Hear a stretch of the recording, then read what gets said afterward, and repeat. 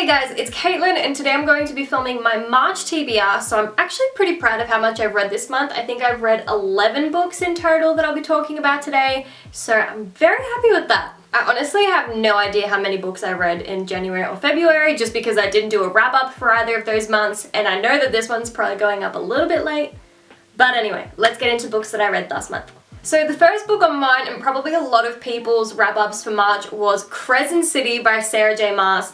I gave this book 5 stars, which is not a surprise. I've given all of Sarah J Maas's books 5 stars just because I love them so much. I didn't actually realize that this was an adult book until I was already maybe halfway through reading it, and once I realized that, it did click and I realized the difference in the writing style compared to our other series and everything. Pretty much, if you don't know what Crescent City is about, which may be kind of impossible at this point, but anyway, it follows Bryce Quinlan, and she's a bit of a party girl, likes going out, having a bit to drink, dancing with her friends, until one night she comes back to her apartment to find all of her friends slaughtered by a demon. So skip forward 2 years when she thinks that the killer is behind bars, the murders somehow start up again, so she gets partnered with fallen angel Hunt Athalar to try and figure out who the real murderer is and just kind of see what the motive is behind everything here. There is a lot of tension, and there's the romance, and there's just so many plot twists and everything, and all of Sarah J Maas's characters are always kick-ass and they talk back and they're witty and we love it.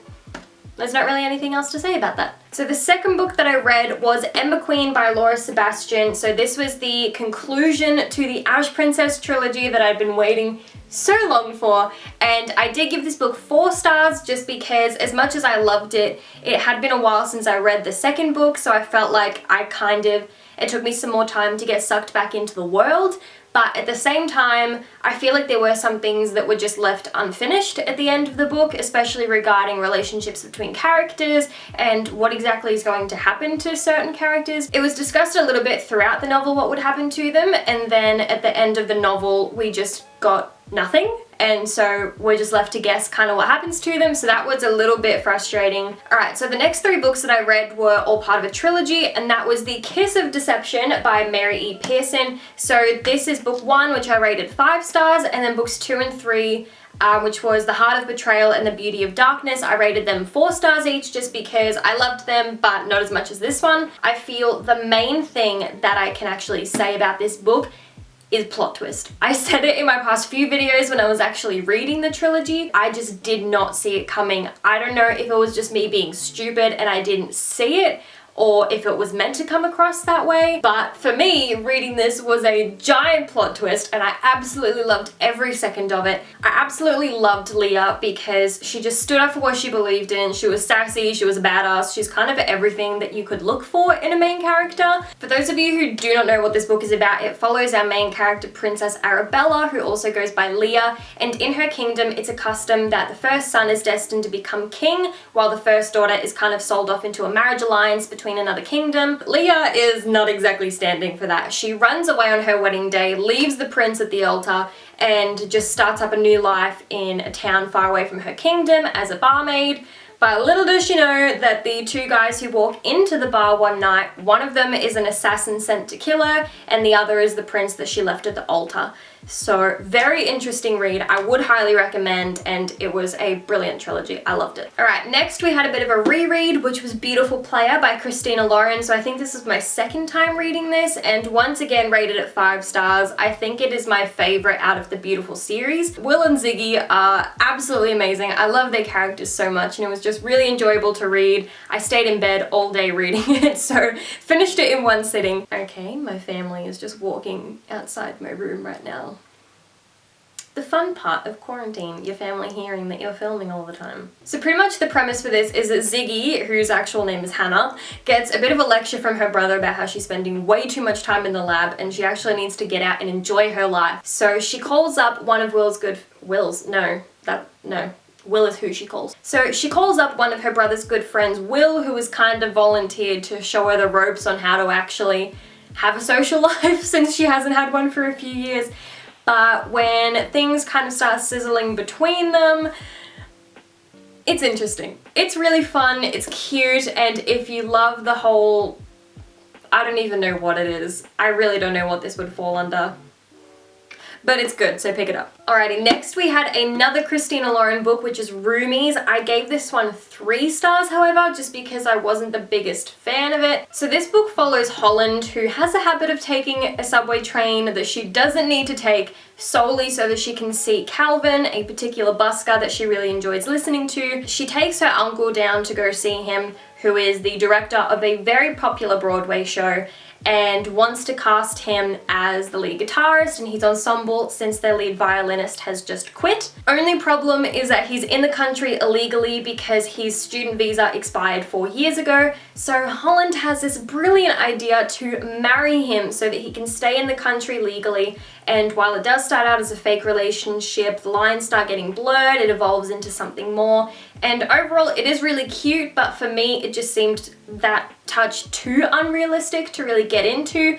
I mean, the drama was good, the characters were good, it was purely enjoyable. It was just that one aspect that didn't really do it for me, and that's why I gave it the 3 stars. Alrighty, the next 2 books are by the same author as well. So this first one is The Gentleman's Guide to Vice and Virtue by McKenzie Lee. I loved this book. I gave it 4 stars just because it was just lacking a little something. I don't even know what it was. It was just that feeling I didn't get it, knowing that it would be a 5-star read. This was so unexpected. I'm not going to talk too much about it because I do have a book review that I spent ages rambling in about coming up in the next couple of weeks. So I will just leave all that information for that video. So if you want to watch it, go ahead and check that out when it comes out. I loved it. I love the characters. I love the setting, and it was so easy to fall into. So if you do enjoy books that are set in about the 1700s, especially featuring 2 boys, then this may just be the one for you. The next book that I read after this one, also by McKenzie Lee, was A Gentleman's Guide to Getting Lucky. So it's the 1.5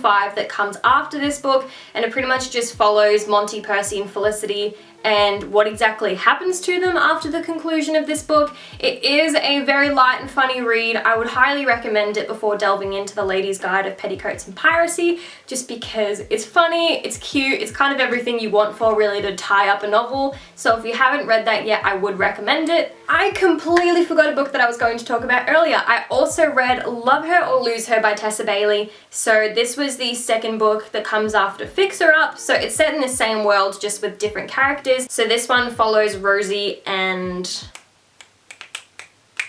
what's his name? Dominic, there we go. Yeah, so this one follows Rosie and Dominic, and you do hear in Fixer Up that they're having relationship troubles. So this kind of follows them through couples therapy because Rosie pretty much insinuates that she wants a divorce and Dominic is too in love with her to let her go. So it's really cute. It made me cry. I don't know why Tessa Bailey's books always make me cry, but this was a 5-star read for me. It was a very good read, and I would highly recommend if you are a fan of contemporary romance. Alrighty, and the last book that we read in March, and it really was the last, I finished it just before midnight on the 31st of March, is Unexpected Rush by Jackie Burton. So this is book 11 in the Play-by-Play series. So this one follows Barrett and Harmony. I only gave this book 3 stars. I don't know if it was just because I'd come straight out of YA novels that were both set in like the 1700s, but coming straight into this one where on the first page it was pretty much just sex, I was like, not really vibing it. It was a good book. I'm sure if I'd gone into it after reading an adult book or something,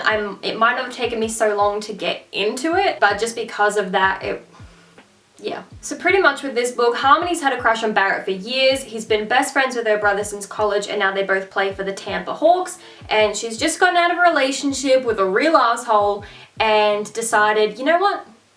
I want Barrett. That's pretty much exactly how it's gone, and Barrett's all, no, you're my best friend's sister, like I'm not going there. And I think the one thing that annoyed me most is that she goes, fine, if you don't want me, I'm not gonna throw myself at you. And I was like, yes, like you go girl, just. And then what does she do? She throws herself at him like 3 times and then gets annoyed when he says that he doesn't want anything with her. Don't say you're not going to throw yourself at him about 3 times and then throw yourself at him as soon as you say you're not going to do it or directly after you've already done it.